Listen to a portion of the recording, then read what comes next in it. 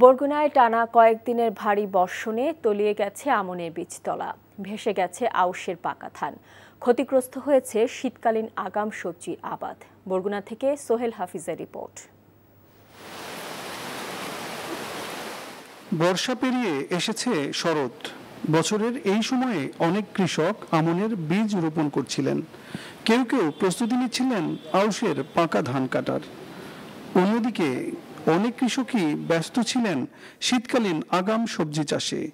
ঠিক এমন সময় কৃষকের সকল স্বপ্ন ভাসিয়ে দিয়েছে টানা কয়েকদিনের ভারী বর্ষণ। ধান নাই, খাইবে চলবে কিভাবে, বেচবে কেনবে খাইবে কিভাবে, নাই কিচ্ছু। এখন ধান পালা বীজ সবকিছুই তলাইয়ে গেছে। এখন আমরা কি করবো নিজেরাই বলতে পারছি না।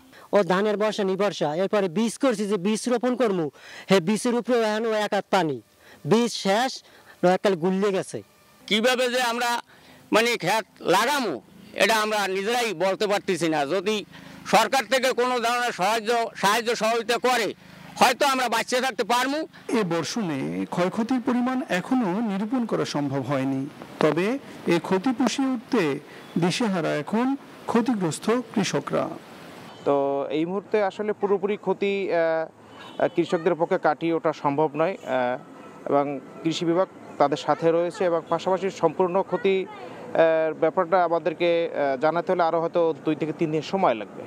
দ্রুততম সময়ের মধ্যে ক্ষয়ক্ষতি নিরূপণ করে ক্ষতিগ্রস্ত কৃষকদের সহযোগিতা প্রদানের দাবি ক্ষতিগ্রস্ত কৃষকদের। সোহেল হাফিজ, এনটিভি নিউজ, বরগুনা।